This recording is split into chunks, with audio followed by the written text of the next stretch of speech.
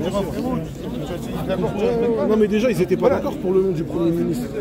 Non, ils étaient Lucie Castet. On était très bien Castet. Mais c'est pas la date, c'est celle de nous. Celle de nous. Mais Sébastien, vous avez des bruits de couloir. Est-ce que Sébastien, vous avez des bruits de couloir? Macron il reste en poste jusqu'à 2027 ou pas? Macron il reste en poste ou il va partir? Vous n'avez pas des bruits de couloir? Non mais vous savez pas des bruits de couloir, vous, de ce qui va se passer. Si tu savais, tu ne pas. Voilà, c'est le député Sébastien Dolonghi de Marseille, ancien chauffeur de taxi. Moi j'ai sorti ma caméra, vous voyez, hop, parti. Voilà, monsieur Dolonghi.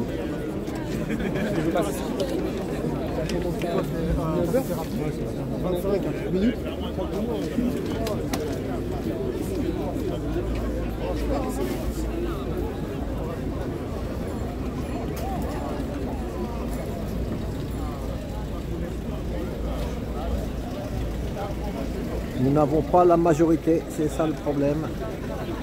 Pas majorité, on ne sait plus ce que ça veut dire la majorité maintenant.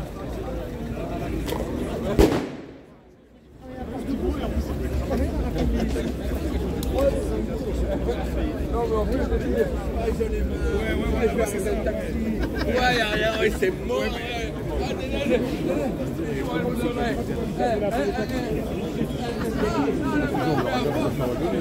Bonjour. Bonjour. Je suis taxi à la retraite, 44 ans. Trotti taxi sur YouTube. Dis-moi, tu étais taxi toi avant alors? Oui, 10 ans de taxi à Marseille. Voilà. Et maintenant tu es député France Insoumise. Voilà. Et c'est pas facile de faire bouger le Schmilblick. Si, c'est facile.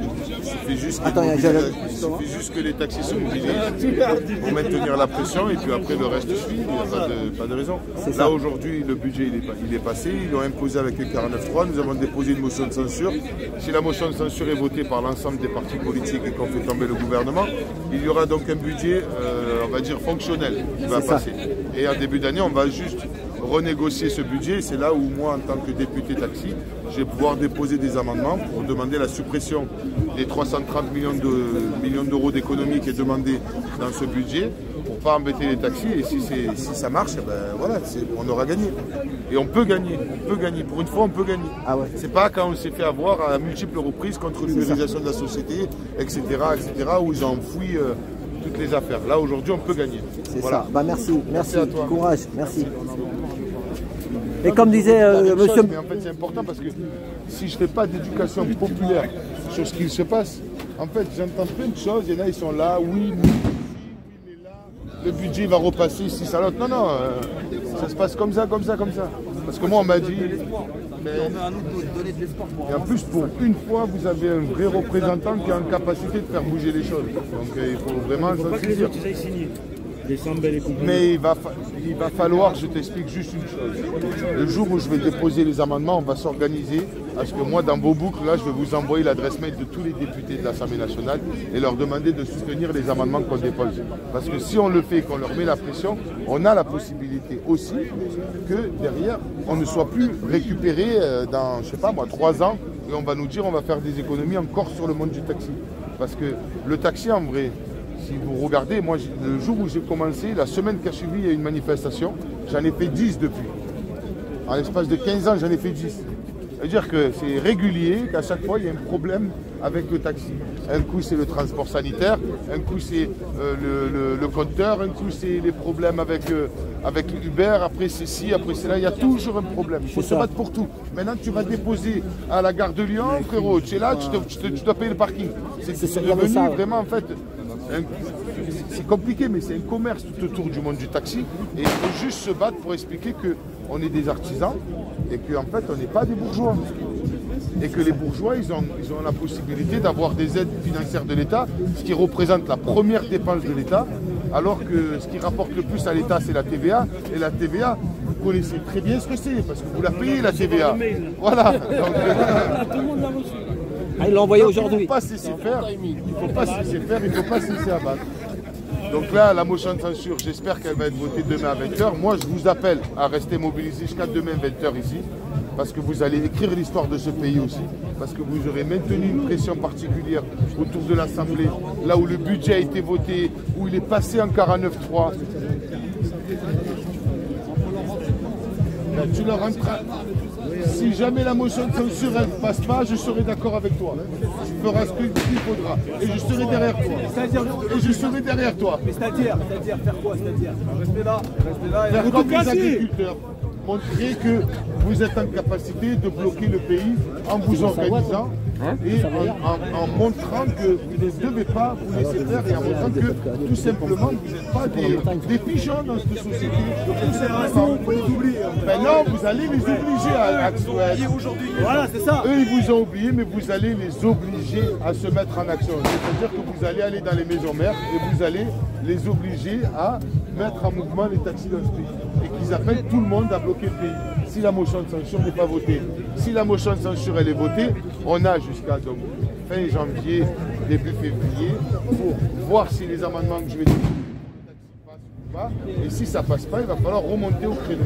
Je suis désolé, mais au moins vous avez un gars qui est dans cette machine-là, dans l'organe même de la République, et qui vous explique de façon, en faisant une éducation populaire, parce que c'est au bord d'un trottoir que je l'explique. Mais ce qui est vraiment possible ou pas. Après, vous savez très bien que ce que vous voulez gagner, c'est juste par un rapport de force. Ça suffit toutes les fois où les taxis rentrent chez eux et ils disent « Ah c'est bon, on ne va pas rester, on ne va pas gagner, etc. etc. » Il faut se battre. Vous voyez, les agriculteurs, ils ont bloqué le pays, ils ont fait quoi? Des conférences, les ministres ils sont venus en plein milieu des agriculteurs. Qu'est-ce que c'est? Vous voulez quoi? Vous voulez ça, vous voulez ça, vous voulez ça. Pourquoi ça ne se fait pas avec le taxi? Vous représentez des milliards d'euros. Vous représentez des milliards d'euros de TVA. Vous représentez... C'est quand même incroyable. Il n'y a pas de lobby du taxi aussi. Ouais, Ben, le lobby du taxi, c'est simplement... C'est pas un lobby. Vous êtes des artisans, c'est-à-dire vous êtes des travailleurs de ce pays. Vous représentez les Françaises et les Français. Combien de familles vous représentez? Qu'est-ce qui gravite tout autour du monde du taxi? Une inflation sur le gasoil, les assurances, les crédits, le contrôle technique, et la GSL, et les opérateurs de taxi, et ci, et ça. Je ne parle même pas de l'entretien des véhicules, etc., etc. Tout ça. Mais vous faites partie de... Vous faites tout simplement partie des gens qui augmente le PIB de ce pays. Et c'est grâce à vous que ce pays tourne. Donc je vais vous faire respecter, tout simplement. Moi je suis à vos côtés. Il n'y a aucune récupération politique. Parce que demain je ne suis plus député, je retourne à mon taxi. Moi j'ai un truc à te dire. Les Uber qu'on a sur le dos depuis 10 ans, eux, eh ben, ils payent tu sais, 40% de taxes à Uber, mais Uber, ils envoient ça dans les paradis fiscaux. Au lieu que tu vois ce que je veux dire, et nous on nous saigne. Ah. Voilà. C'est rien, c'est le 14 juillet. Ça veut pas dire qu'ils nous ont pas entendus. Dans la fédération, Bon, enfin...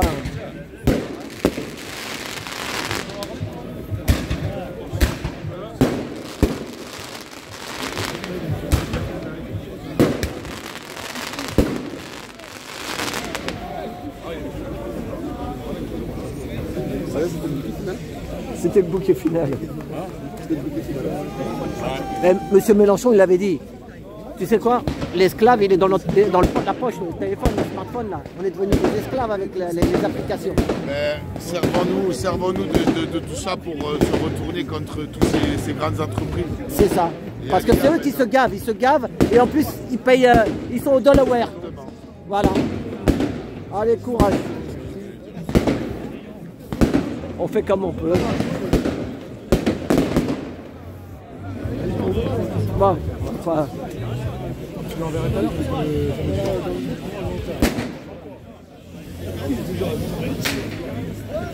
On est là, toujours là. Hein. Ce matin, on parlait... Elle est où ta trottinette? Elle est là, chaud. On parlait de toi ce matin pour Croyons. Ah ouais? Là, il manque juste le casque taxi. Là. Ah ouais. C'est ça va? Trotti Taxi, tu verras sur YouTube. Hein. J'ai ma chaîne maintenant. Hein. Trotti Taxi sur YouTube. Je suis en live là, je suis en live. Là, j'ai 250 personnes avec moi. Là. En 217. Tout à l'heure, j'avais 250. Hein. C'est quand ça chauffe. Les gens, ils viennent quand ça chauffe. Il faut que ça chauffe. Non, j'ai changé, là. J'ai pris une meilleure. Voilà, j'ai pris une Tesla trottinette. Bon courage, mon ami. Salut, merci. Hein.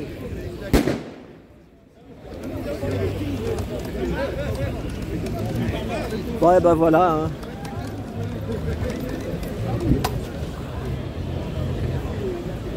Le téléphone, il voit mieux que... Ça pétarade, hein, ça pétarade.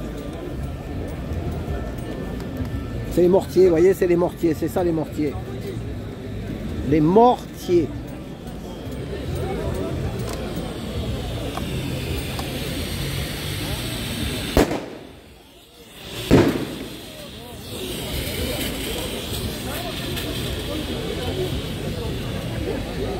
Voilà, vous voyez, tout le monde attend. Les journalistes avec carte et les journalistes sans carte. Ils attendent le résultat des votes.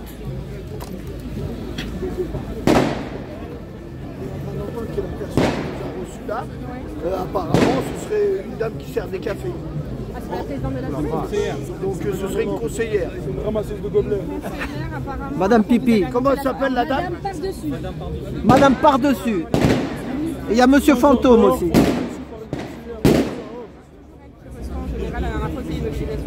Ouais, mais nous, on veut plus recevoir là. La présidente de l'Assemblée nationale. On nous a reçus comme ça. On veut pas de stagiaire. Là, par contre, je vais vous dire quelque chose. Je vais vous dire clairement les choses. Si ils sortent, les collègues, et qu'ils disent c'est mort, c'est-à-dire qu'il n'y a pas d'avancée, on reste là. Jusqu'au 6 pour l'instant. On est là jusqu'à On est là. un détail. En officiel, c'est 6. On est là, on ne bougera pas. On veut on ne veut pas être baladé. Les réunions, ça va un moment, 2 fois, 3 fois. Ça fait 1 an qu'il y a des réunions à la CPAM, ça suffit. Et Bekir, c'est ce qu'il a dit le député taxi de Marseille, qui est député. Il a dit demain, il y a la motion de censure pour voir. Il a dit, si on est là jusqu'à demain soir au moins, si nous on est là jusqu'à... Même si la motion de censure, je vous donne un exemple. Même si la motion de censure, dans 6 mois, il y aura la même attaque. Ça ne va rien changer. C'est ça. Donc, moi je l'ai dit clairement, c'est aujourd'hui ou jamais. C'est ça. Oui, ça ne me dérange pas du tout, j'adore.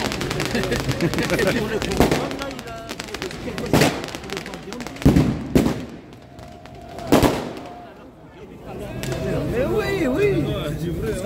C'est pas une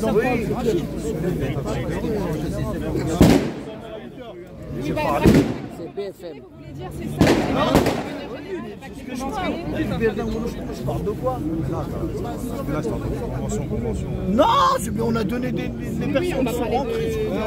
Vous voulez me dire un mot avec plaisir, hein, pas de souci. Mais vous donner vraiment la parole. Ça va pas plaire à la fin. Non, mais moi j'ai déjà dit. On va juste donner la parole en tout cas, voilà. C'est Ne l'idée. coupez pas, mais je vais parler d'Uber, Mais moi j'ai deux, il y a deux trucs. Non, parce que la CPM, ça fait 1 an qu'ils attendent.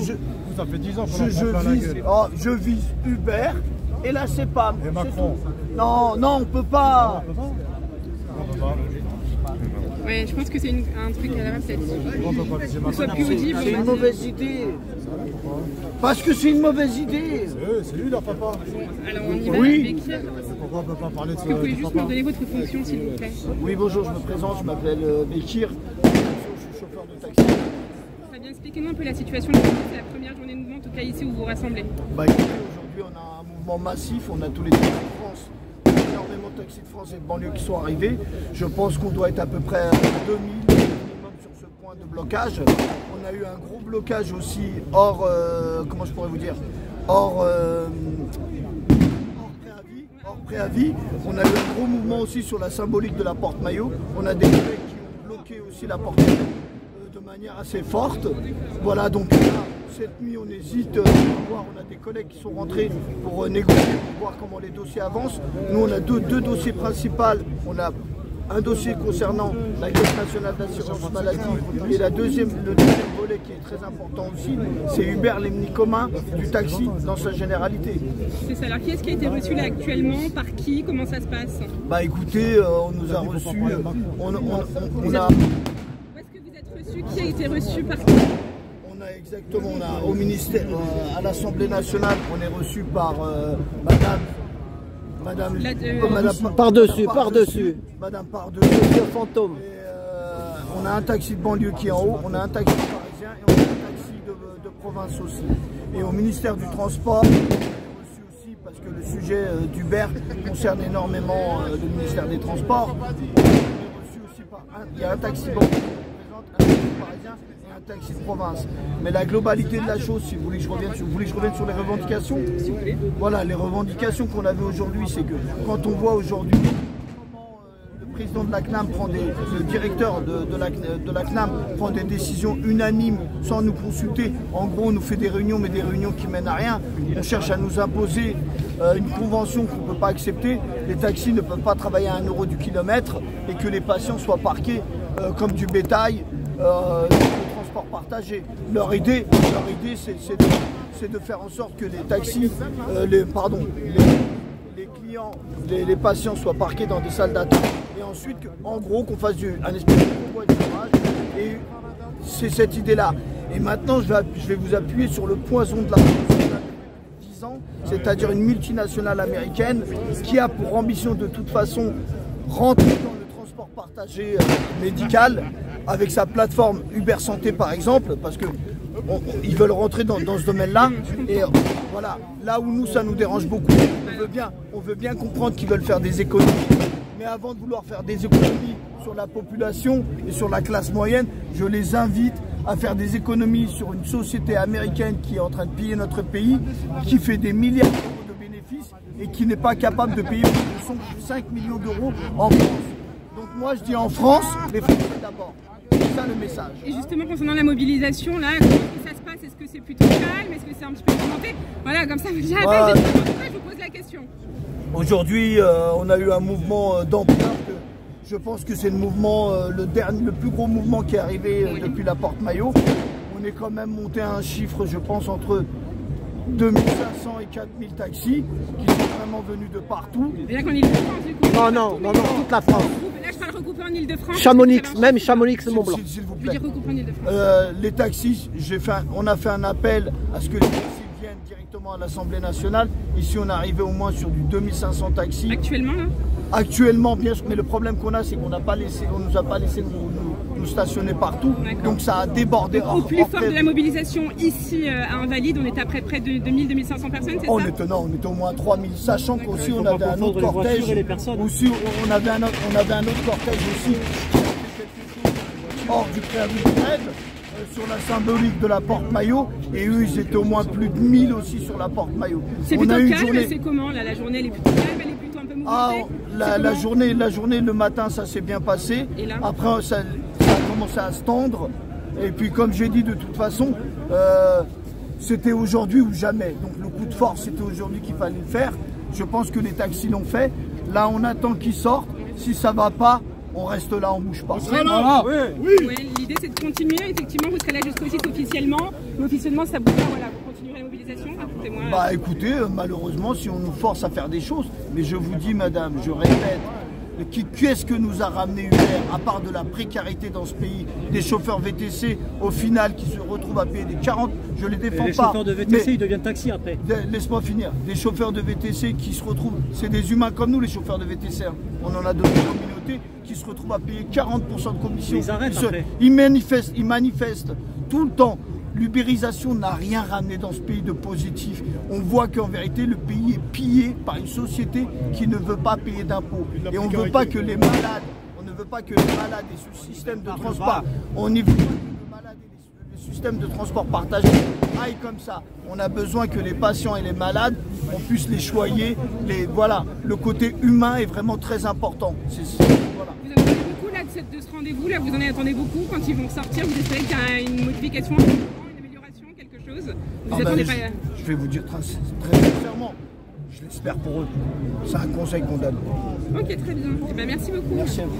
Merci, soyez objectifs. Bah, on dira que ce qu'il a dit, rien de plus.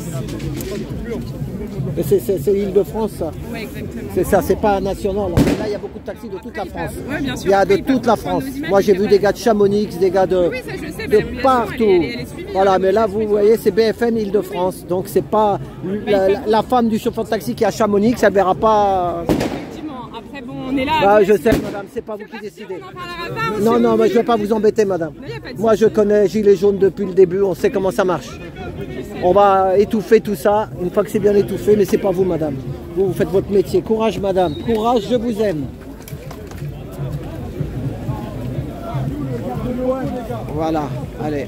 Eh ben, à tout bientôt. Merci pour tout.